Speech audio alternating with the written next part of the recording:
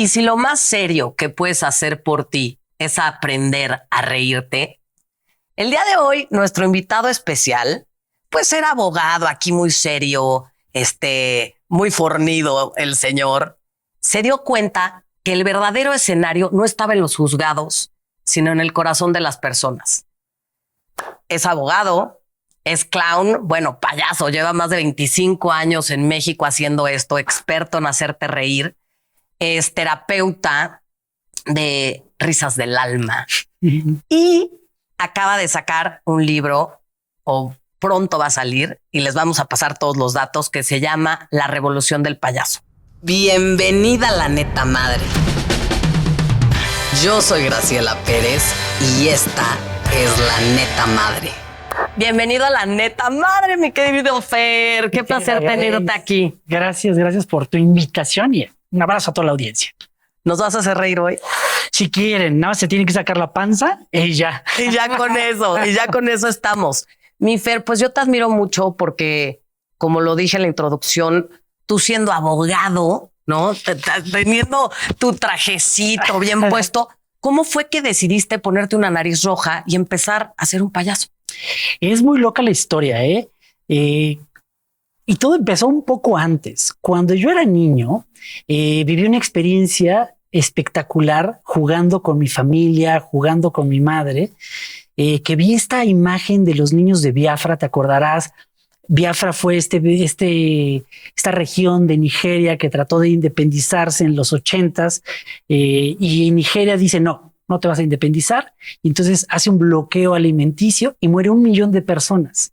Y entonces en la tele en los 80s empezamos a ver estas imágenes del niño africano con esta panza, ¿no? Que sí. Yo había aprendido desde muy chiquito a inflar la panza, ¿no? Entonces jugaba a inflar la panza y la desinflaba. Y entonces veo en la tele a este niño africano con una panzota y digo a mi mamá, mira, ese niño y yo somos iguales. Y mi mamá me dice, no, ese niño está así porque no tiene que comer, come tierra, come gusanos y lo más seguro es que se muera de hambre.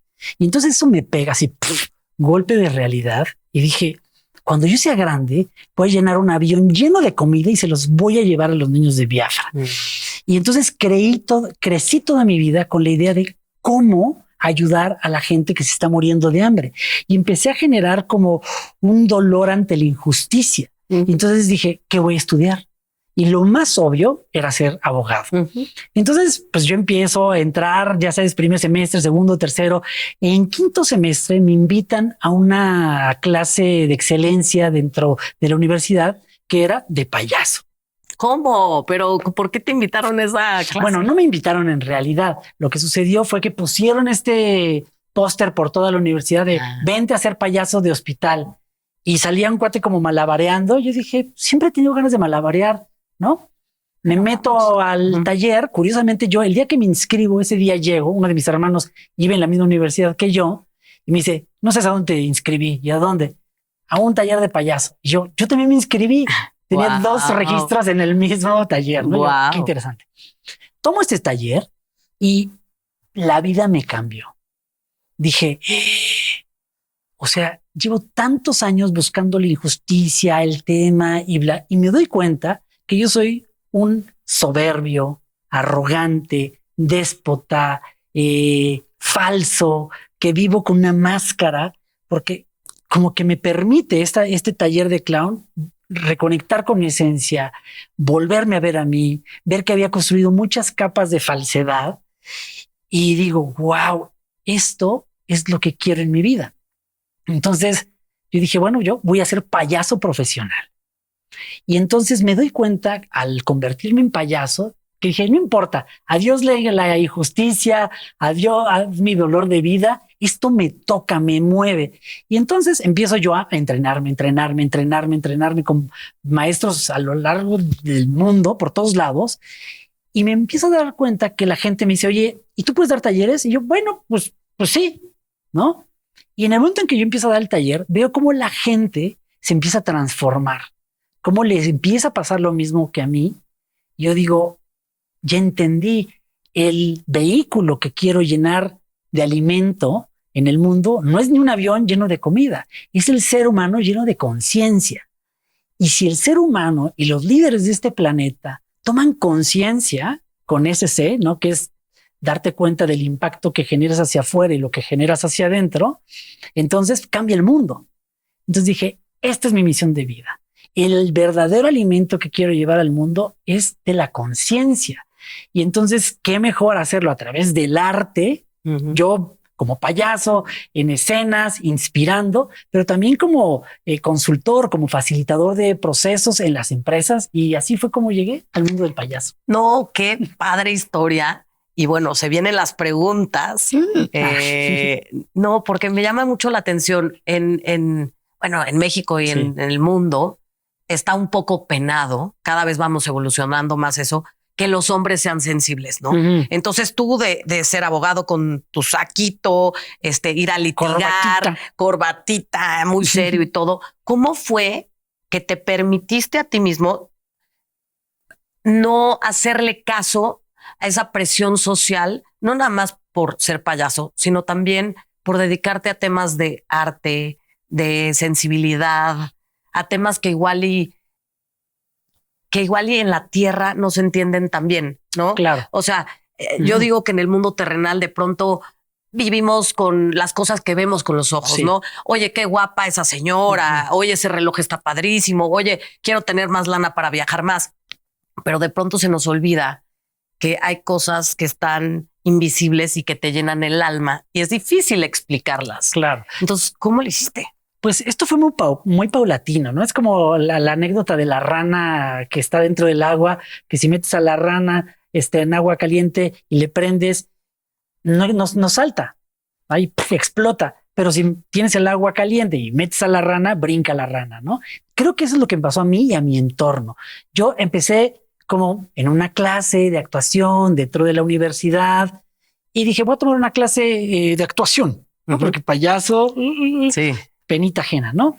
Y entonces yo, bueno, eso es un tallercito, ¿no? Es para probar, así como aprendes pádel o aprendes cómo asar carne. Entonces como que nadie dijo nada y todo el mundo, qué raro. Pero lo que me empezó a pasar a mí es que cuando yo empecé a tomar esta clase de clown, de payaso, empecé a darme cuenta que cuando yo iba a los juzgados, tú te acordarás que antes, hace 25 años, cuando tú llegabas con una demanda, no sé cómo sea ahora, llegas con la Secretaría de Acuerdos y la Secretaría de Acuerdos normalmente ponía tu papel, tu demanda en la parte de hasta abajo y la demanda de hasta arriba la pasaba al juez. Y entonces yo llegaba y hasta abajo y hasta abajo. Y de repente tomando estos cursos me empecé a dar cuenta que la ponían más arriba la demanda y más arriba, más arriba, más arriba. Y de repente un día le llevo ahorita directamente al juez. Entonces empecé a decir como estoy adquiriendo poderes. Claro. ¿Qué poderes estoy adquiriendo? Años después me di cuenta que eran habilidades de influencia, eran habilidades de comunicación, empatía, inteligencia emocional, aprender a comunicarme asertivamente. Y entonces estas habilidades empecé a darme cuenta que algo me beneficiaba y la gente empezó a dar cuenta que algo estaba pasándome a mí. Y entonces yo, que desde mi punto de vista era un pésimo abogado porque no estaba mi vocación ahí, de repente empecé a mejorar mucho como abogado. Y entonces todo el mundo dijo, bueno, te están sirviendo esas clasecitas de payaso, algo estás mejorando. Y entonces de repente fue como, esto es algo accesorio, no es mi vida.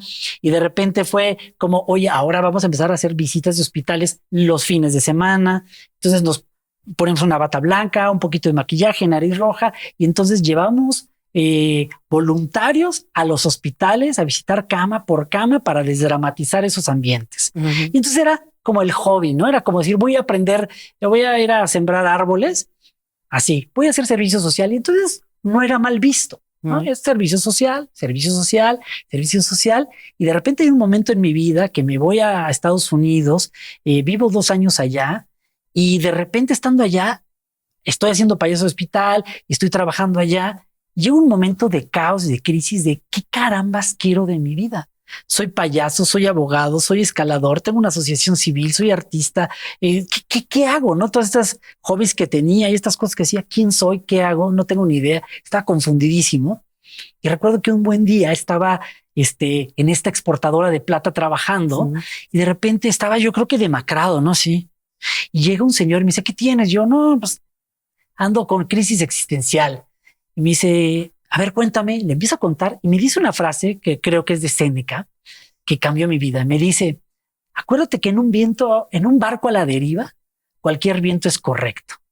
Y dije, ok, entonces no sé qué quiero, pero siempre he pensado en los niños de Biafra. Voy a ir para allá. Y entonces busqué Biafra, y Biafra ya no existía. ¿Cuál es el lugar más pobre del mundo? Mozambique. Entonces voy a estudiar en Washington y después de ahí me voy a Mozambique. Y en el caminar, en el hacer, pum, pum, pum, la vida me fue llevando a otro mundo y ahora estoy aquí. Claro, como dicen, conforme la carreta avanza, los melones se acomodan. Pero ¿por qué payaso? O sea, ¿por qué no tipo sin vestirte de payaso? O sea, exacto. ¿Por qué te llamó la atención el payaso? ¿Qué significado tiene? Mira, yo creo que yo siempre fui un idiota desde siempre, ¿no? Siempre fui tonto, siempre fui juguetón, siempre fui el niño que se juntaban los tíos y decía, yo los hago reír, a ver, les voy a contar un chiste y entonces me aplauden y siempre era ese niño como que le gustaba hacer reír a los demás, pero pues estaba escondido ahí, ¿no? Cuando llega esto de la universidad que veo esta imagen, yo creo que tocó en mi vocación y entonces, pero yo era abogado. Mi papá era banquero, mi entorno era de mucha pose, ¿no? Sí. Y entonces yo digo, bueno, voy a probar un poco esto. Cuando entro a esto, que yo la verdad quería aprender a malabarear, según yo, cuando empiezo a tomar esta clase, me doy cuenta de algo increíble. De entrada, en la universidad, en la prepa, en la secundaria, en la primaria, toda la educación es, te sientas, te callas, bla, bla, bla, bla, bla, bla, bla, bla, bla. Sí. Y ya. Y cuando entro a este mundo de actores que nunca había estado, de clown, de arte, todo el aprendizaje es con el cuerpo, con la emoción. No es con bla, bla, bla, bla, bla. Es haciendo. Y ahí empiezo a descubrir que tenía el cuerpo olvidado. Me empiezo a descubrir que tenía emociones. Y entonces empiezo a descubrir aprendizaje mucho más profundo y empiezo a conectarme con mi cuerpo, con mi vida y empiezo a descubrir algo bellísimo, que es un poco a lo que mi libro dice, que el payaso al final es observar el mundo desde una perspectiva. Si tú eres abogado, aprendes a observar el mundo desde un enfoque. Si tú eres madre, ves el mundo desde una perspectiva. Si eres arquitecto, si eres tal, es decir, vemos el mundo no como es, sino como lo interpretamos, dice Marcel Proust. Claro. Y entonces, si tú nada más eres abogado, ves el mundo como abogado, te reúnes con abogados, ves el mundo muy pequeño. Pero cuando te permites ver el mundo desde otro enfoque, empiezas a darte cuenta que lo que tú creías era una mentira y que no era totalmente cierto y que había muchas verdades. Y entonces, a mí simplemente fue un enfoque donde me logré ver el mundo desde algo bellísimo que es el payaso, porque para ser payaso no hay que ser chistoso, no hay que ser grandilocuente, hay que ser sincero, hay que ser auténtico, hay que ser vulnerable, hay que tener inmensas ganas de jugar. No, pues hay que ponerle a la neta madre una naricita de payaso, porque esos son justo los valores que aquí tratamos de enseñarle a toda la gente linda que nos ve. O bueno, no de enseñarle, porque todo el mundo tiene su lado auténtico. Claro. Todo el mundo tiene en su esencia cosas maravillosas, pero nos ponemos máscaras y máscaras. Y a ver, es que da miedo. Da miedo ser tú. ¿Cómo lograste tú quitarte esas máscaras? Porque es muy duro. Pues primero las tienes que reconocer. Entonces, ¿qué sucede? Cuando tú juegas, y me refiero a juegos juegos de sin-sentido, ¿no? De jugar, de agarrar esto y jugar, no competir, ¿no? Sí. Porque tenemos muy mal entendido. Vamos a jugar. No. Cuando vas a jugar pádel, no estás jugando, estás compitiendo. Vas a jugar fútbol. No estás jugando, estás compitiendo. Sí. Cuando juegas, nadie gana y nadie pierde. Entonces, cuando verdaderamente juegas, sale tu verdadero yo. Sale tu yo gandalla, tu yo miedoso, tu yo buena onda. Y entonces te empiezas a reflejar. En el juego te reflejas. Te empiezas empiezas a tomar conciencia. Claro. Entonces, todos los juegos, o sea, el jugar es la herramienta básica para la vida. Los animales, para aprender a cazar, para desarrollarse, juegan. Los seres humanos, los niños, jugamos a las traes, jugamos cosas para entrenarnos a la vida. Pero nos inhibieron el juego. Nos dijeron, no, ya estás grande, ya eres adolescente, ya deja de jugar, ya. Y tú si eres mujer, peor, porque a las mujeres les dejan jugar menos. A los hombres todavía les dejan eructar, echarse pedos y ensuciarse las rodillas. Sí. A las mujeres, no, tú eres una mujercita, tú no te ensucies, tú eres la princesa. Sí. Entonces imagínate, les aplastan la vida. El juego es la forma en la que tenemos para entender, para socializar, para negociar, para enfrentar violencia. Es el juego. Más que la risa.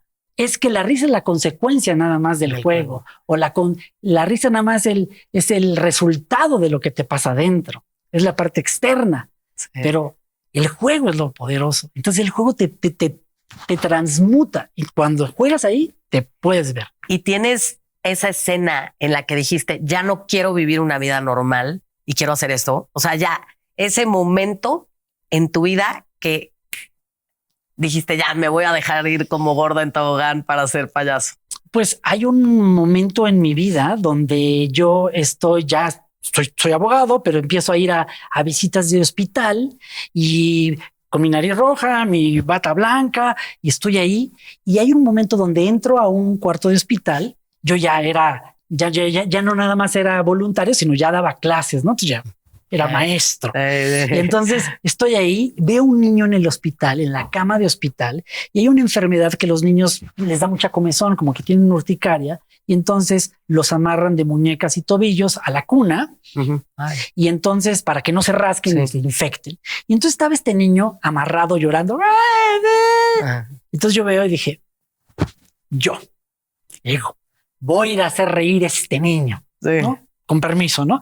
Y entonces digo, claro, voy a jugar a que yo era un pájaro. Y entonces digo, y el niño se empieza a matar de la risa, ¿no? Entonces yo voy a llevarlo a sus últimas consecuencias. Este pájaro venía con un perro. Y el niño empieza a llorar. Y yo, no. Entonces ahora vengo con un avión que dispara. Y el niño, puta, no, no, y ahora soy Godzilla.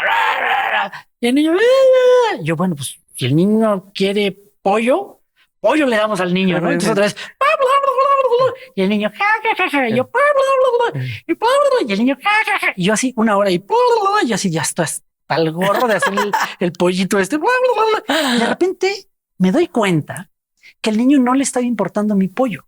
Lo que el niño tenía era calor. Y entonces al agitar esto, el niño estaba refrescado ahí. Wow. Y entonces en este momento dije, esto es lo que quiero de mi vida. Dejar de pensar en mí y ponerme en el otro. Esto es la empatía. Esto es el servicio. Esto es lo que me llena. Claro. Y dije, y se me erizó la piel y dije, yo quiero esto en mi vida. Esto ya no va a ser un hobby. Esto quiero que sea mi vida. ¡Qué increíble, mi Fer!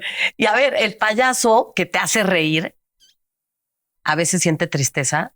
El payaso es una persona que no actúa, sino que es él elevado a la 10ª potencia desde el juego. Entonces, si ves un payaso llorando, está jugando a que llora. Si ves un payaso enojado, está jugando a que esté enojado. Pero hay que entender cuál es la diferencia de un payaso y todos los demás comediantes. Cuando tú vas caminando en la calle, en el centro de la ciudad, y de repente ves uno, a ver, hijo de tu, ¿qué onda? Y tú, pelos necios, y siempre eso no es un payaso. Eso es más un bufón. El bufón nace en la Edad Media con estos repudiados sociales, los homosexuales, los que tenían una deformidad, los leprosos, las viudas, los rateros. Imagínate esa forma de pensar tan absurda, ¿no? Los sacaban del castillo feudal, eran los repudiados y la única forma que tenían ellos de regresar eran haciendo comedia. Pero como estos personajes pues, eran a veces grotescos, se tapaban y entonces hacían reír escondidos. Y entonces ellos podían denunciar las atrocidades del gobierno, de los reyes, ¿no? Lo que existía, el nepotismo, la pederastía, todas esas cosas graves que sucedían, podían denunciarlas y eran como los que tenían menor estatus en la sociedad, pues nadie decía nada. No, a los locos, los enfermitos, los podridos, no pasa nada. Pero hay un momento donde dice Daniel Finzi, que es uno de los directores de varios espectáculos del Cirque du Soleil, del cual tuve el placer de ser alumno. Él dice, hay un momento en el mundo donde nace el bufón, que es el momento donde el bufón está velado y de repente se devela y ve directamente al público y rompe la cuarta pared. Cuando tú actúas, dices que hay una pared aquí, una pared aquí, una pared atrás y hay una cuarta pared que es la del público. Entonces tú cuando estás actuando no hablas con el público. Dices, hola mamá, ¿cómo estás? No, juegas a que hay una cuarta pared. Entonces el payaso tira esta cuarta pared y conecta con el público y lo integra y trabaja con el efecto que produce con el público. Y entonces en ese momento nace el payaso. Para poder ver al payaso, para poder ver al público, el actor o este ser ya deja de burlarse del público, sino la burla se enfoca en él mismo. Entonces lo que hace el payaso es se burla de sí mismo, fracasa en el escenario para que tú te ríes de mí, para tener éxito. Entonces, si te das cuenta, el payaso no tiene que ver con ser un gandalla allá, burlarme de allá. El problema no está allá. Está aquí conmigo, burlarme de mí para que el otro diga, ja, ja, ja, mira qué idiota es. Me conecto porque yo también soy un idiota, ¿no? Exactamente. Porque somos un espejo. Exacto, somos un espejo. Exacto. Híjole, pero a ver, me queda la duda en esta historia. No sé si conozcas la historia de Garrick. Sí. Este payaso que hacía reír, pero pues era el más triste del mundo. Pues mira, yo creo que todos los seres humanos, empresarios, sacerdotes, arquitectos, payasos, todos, este cuate que actuó Patch Adams, ¿cómo se llama? Sí, Robin Williams. Él murió por depresión. O sea, él era una persona que hacía reír al mundo, pero es que no tiene nada que ver una cosa con la otra. Tú ahorita y yo ahorita podemos estar en grave depresión y no se nos nota y estamos muy contentos. Aquí, claro. Pero entonces, a ver, pero si eres payaso y te ríes de ti, ¿no? Y juegas y te ríes, o sea, ¿cómo puedes estar en depresión? A ver, eres un ser humano también, por otro lado, pero ahí como que se me hace que choca un poquito. Pues es que, mira, yo una vez estaba en un festival en Madrid a punto de salir a un espectáculo y traía influenza.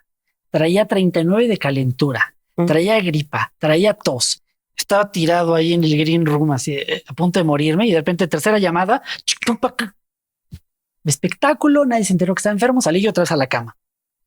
Como payaso, como actor, tienes toda la capacidad de hasta actuar que estás bien.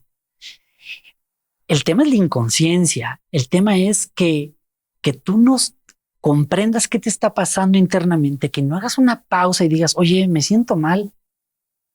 Aquí voy a hacer una pausa, porque al final, si eres comediante y te sientes mal, pues sí, me siento mal, estoy deprimido, pero mañana tengo que ir a actuar, pero mañana tengo que generar dinero. Y entonces el día a día nos mete en una vorágine que tristemente somos inconscientes, tomamos malas decisiones por no ser conscientes. Claro, pero que ser comediantes es distinto a ser payaso, ¿no? Sí. Porque al final, por lo que yo te entendí, no sé si entendí bien, ser payaso no es un estilo de vida. O sea, no es salir al escenario a presentarte y dar otra cara. Ser payaso es una técnica para hacer reír o para detonar emociones. Sin embargo, el ser payaso tiene una filosofía y esta filosofía esta técnica sirve para subirte al escenario y hacer reír, pero también sirve para tu vida, para ser mejor líder, para ser mejor madre, para ser mejor simplemente el entrenamiento, ¿no? Sirve. O sea, yo te he puesto que si tú hoy tomas un taller de Reiki o de lo que tú quieras, va a haber algo que tú puedas trasladar a tu vida y digas, esto me ayuda. Y yo creo que es eso. No es que el payaso sea la panacea del mundo, pero es una perspectiva de la vida, te permite ver una realidad juguetona, divertida, con humildad, sincera, sin máscaras, práctica, muy divertida. Y entonces eso lo hace como, yo lo digo hasta de forma muy tonta, para mí el payaso es el camino más divertido de la iluminación. No necesitas inciensos, no necesitas posiciones raras, necesitas estar presente y jugar. ¿Y tienes que usar forzosamente una nariz para ser payaso? No. No, o sea, la nariz del payaso es simplemente un icono para que la gente entienda que estás jugando. Pero si yo ahorita me pongo un perejil en el diente, pues te vas a reír de mí. Sí. Yo voy a decir, no, y si yo saco la panza y si yo me pongo las orejas así, ya. O sea, yo hay veces que me acuerdo que antes trabajaba en la Ciudad de México y trabajaba en la Condesa y me subía al Metrobús y eran dos estaciones. Entonces me subía al Metrobús, ¿no? Entonces a veces me iba caminando, pero me subía a veces al Metrobús y de repente habían niños ahí y yo les empecé a acercar, ¿no? Y entonces los niños decían, mamá, mira, un payaso. Y la mamá, ¿cómo? No es un payaso, es un señor, míralo. Y los niños sabían que era un payaso. Porque no necesitas una nariz roja ni una peluca para ser payaso. Esa es la forma. ¿Y en dónde das tus cursos? Ok, pues doy cursos para abiertos al público en general, que puedes entrar a mi página fercordobaconbechica.com. Sin embargo, esos cursos de clown específicos los doy al mundo abierto al público. Pero a veces, porque es donde más cursos doy, que son para las empresas. Entonces, imagínate, mañana voy a dar un taller de storytelling para una empresa muy grande de coches. Y entonces, cuando tú hablas en público, frente a un público, tienes que saber de storytelling, pero tienes que saber cómo pararte en el escenario. Y entonces no les doy talleres de clown, les doy un pedacito para que aprendan a pararse, a no tomarse tan en serio, porque cuando tú te tomas muy en serio, no te permites equivocarte. Y entonces cuando estás muy controlador, te equivocas y te equivocas y te equivocas y te equivocas. Entonces lo que les enseño es a que se relajen, que sean ellos, les pongo juegos, ejercicios. Entonces pues voy a las empresas, utilizo esta herramienta del clown para hablar de comunicación, para hablar de trabajo en equipo, para hablar de varios temas. A tu hijo, entiendo que tienes un hijo, de todo lo que has aprendido con tantos cursos, viajando por todo el mundo, tanta introspección, ¿qué sería una cosa que te gustaría dejar en él? Yo creo que sea consciente, que simplemente tenga la capacidad de darse cuenta el impacto que tienen sus palabras dentro de él, dentro de su mundo, y el impacto que tiene sus palabras, sus acciones en el mundo. Y que todo lo vea desde la ligereza, desde el juego, desde la tranquilidad, ¿no? Siempre le digo a mi hijo, papá, es que hoy la maestra y mi amigo me dijo, digo, acuérdate, ponte tu traje de mantequilla y que todo te resbale. Ponte tu traje de mantequilla y que todo te resbale. Exacto. Pues sí, y eso tú lo aplicas en tu día a día. O sea, ¿qué es lo que te saca de quicio a ti, por ejemplo? ¿Qué estás ahorita trabajando tú como persona? Fíjate qué curioso. A mí, para sacarme de quicio, está en chino. Qué maravilla. Pero mi hijo lo logra.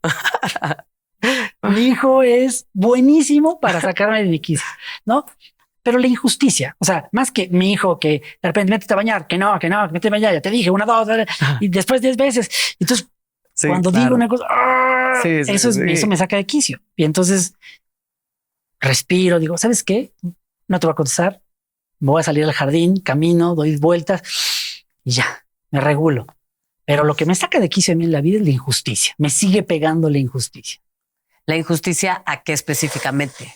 Pues la injusticia, las guerras, las hambrunas, la violencia a la mujer, cualquier injusticia realmente. Cualquier injusticia, pero ¿hay alguna causa que te mueva? ¿Sigue siendo la hambruna en específico? Porque digo, sabemos que hay...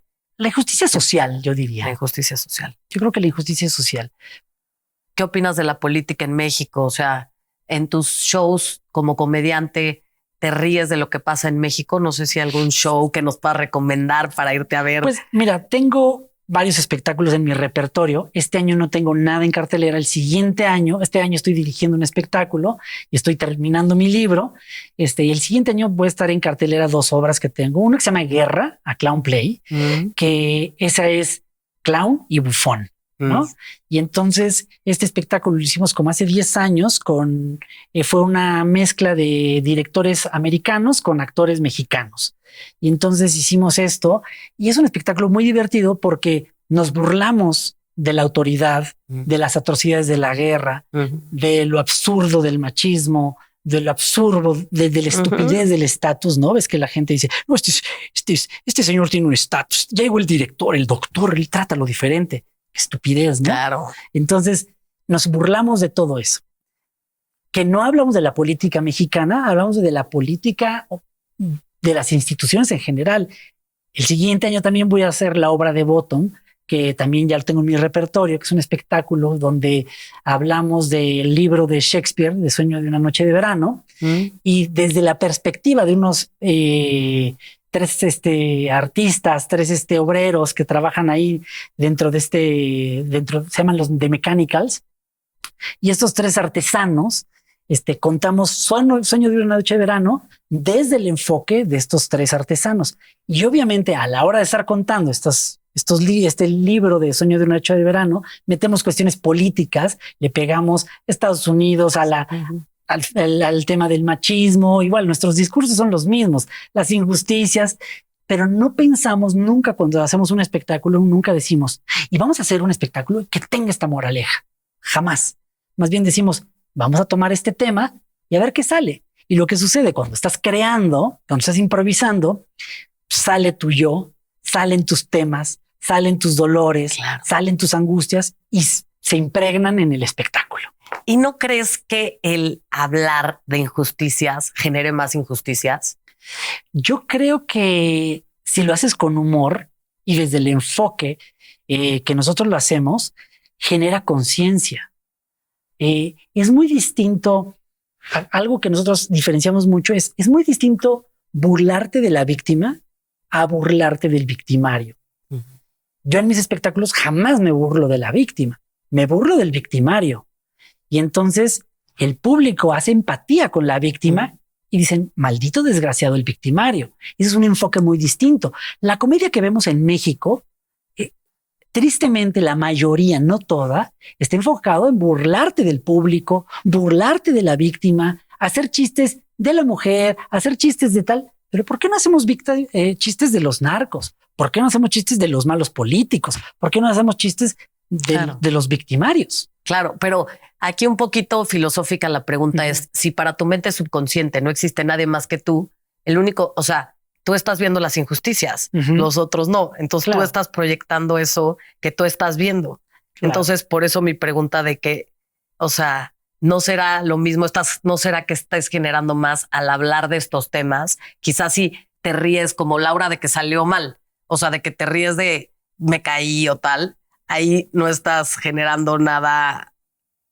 Pues no, bueno, no sé, está interesante, ¿no? Puede ser, ¿no? Yo creo que algo que mi mamá me lo decía y en metafísica y en todo el mundo te lo dicen, lo importante es la intención. ¿Desde dónde estás haciendo esto?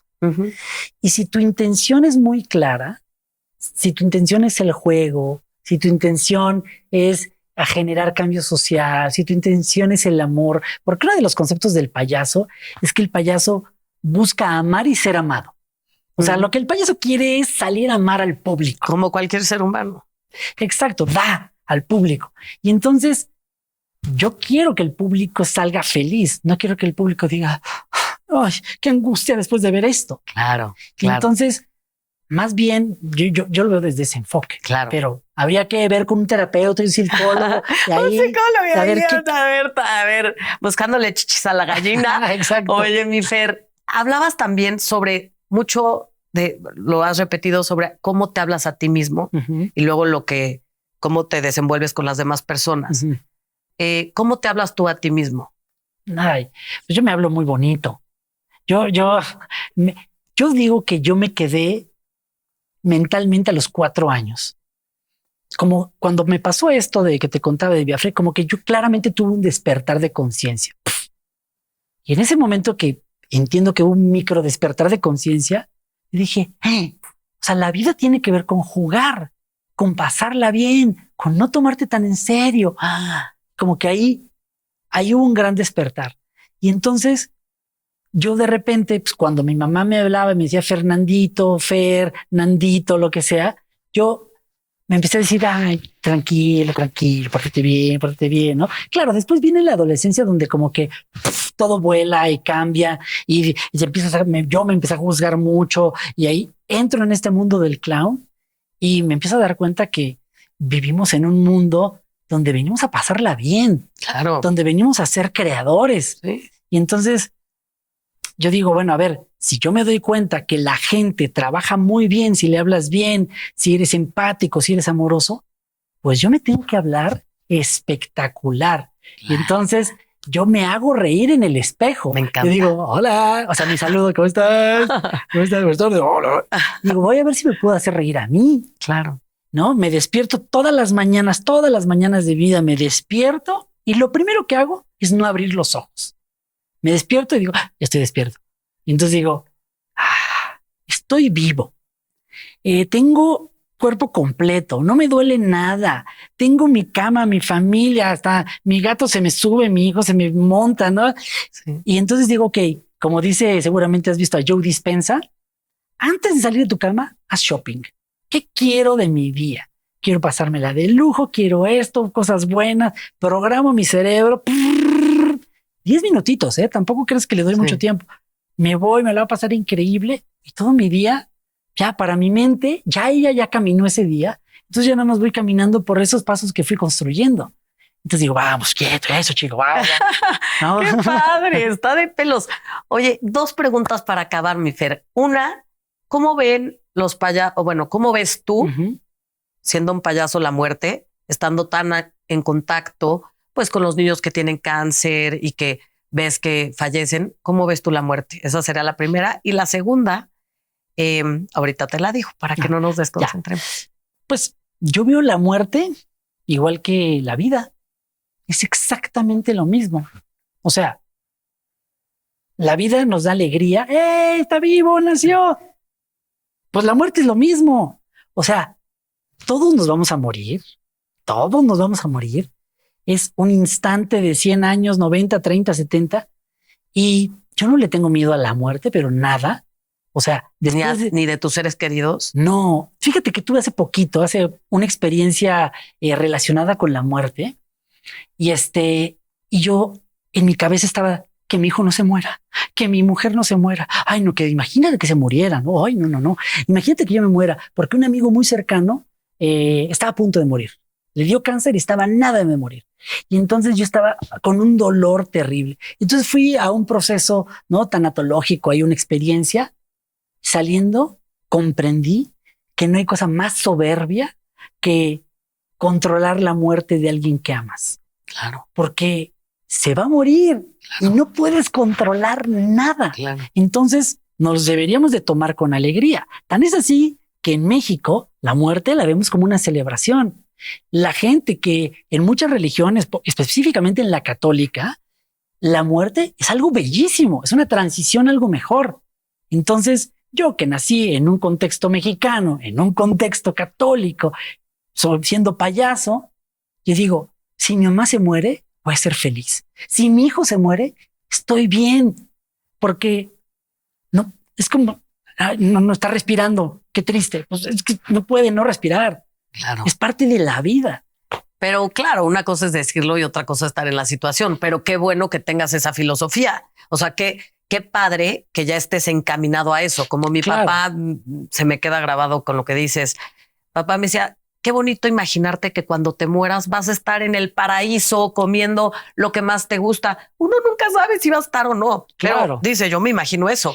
Claro. Y ya con que tú te imagines eso, ya estás del otro lado. Claro. Bueno, esa era la primera. Y la segunda es, ¿qué experiencia, así que te recuerdes, has vivido de alguna persona que ha tomado tu curso de clownching? Uh-huh. Pues una vez, curiosamente, al curso empezaron a llegar abogados, ¿no? O sea, se pasó la voz entre los abogados. Y de repente, un día llegó un magistrado a tomar mi taller. Y yo, órale, qué loco, ¿no? Y entonces tomó este taller y terminó el taller. Y después, como unos meses, me lo encontré y me dijo, no sabes, me cambió la vida, me cambió. Ahora soy una persona mucho más empática, me conecté conmigo, con la justicia, y tuve una transformación personal espectacular. Y entonces, a partir de ese momento dije, ay, pues cada tanto voy a reconectar a mis alumnos para ver qué pasó. Y consistentemente, mucha gente, bueno y malo, ¿no? Sí. Cuando a veces me dicen, oye, quiero que vayas a dar un taller de clown a mi empresa, les digo, te doy una de comunicación, porque un taller de clown para mí es, si ya hiciste el team building, si ya hiciste todo, the ultimate experience. Exacto. Es un taller de clown, porque muchas de las personas que tomaron un taller de clown renunciaron, porque tomaron tanta conciencia que dijeron, ¿yo qué hago aquí de mi vida? Huevo. ¿Qué cojones hago aquí?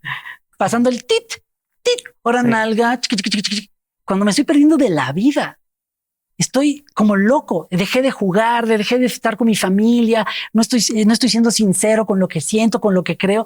Y muchas personas, así casi te puedo decir que 3 personas de un grupo de 20 renuncian a su trabajo, que para mí toman conciencia y dicen, ¿qué estoy haciendo de mi vida? Claro. Wow. Uy. Pues a ver si no acabo igual ahí en un taller de clown cambiando igual y ya dejo a los hijos. ¿Verdad? Así de todo me voy. No tanto. No. Oye, mi Fer, y para finalizar, me encantaría preguntarte, ¿qué le dirías hoy a tu niño interno? A mi niño interno. ¿De qué edad? No, a mi niño interno, ¿qué le diría? Le diría, todo va a estar bien, ¿no? Todo va a estar bien. Tú sigue jugando. Eso que tú crees es la receta secreta para cuando seas adulto. No te tomes tan en serio. Todo va a llegar a su tiempo. No te preocupes. Tú juega, diviértete. Lo demás es lo de menos. Muchas gracias por haber venido a La Neta Madre, mi Fer. Fue un placer tenerte aquí. Netas Madres, ya escucharon, o sea, el mensaje que se me queda grabado en el corazón, me lo voy a tatuar. Hay que jugar. No nos perdamos en el juego chiquito, sino en el grande, jugar, pasarla bien, porque uno nunca sabe, ¿no? Nunca sabe. Netas Madres, compartan este hermosísimo video. Voy a dejar todos los datos de Fer para que lo puedan buscar y para que puedan aprender a reírse. Si ya te vi, señora, que estás medio seria ahí, para aprenderte a reír un poquito. Y pues bueno, también me ayuda muchísimo si se suscriben al canal. Les mandamos miles de besos y buenas tardes. Netas Madres, si te gustó este contenido, no te puedes dejar de suscribir al canal y ver estos otros que están espectaculares. No te pierdas el próximo capítulo de La Neta Madre. Pica el link, clic.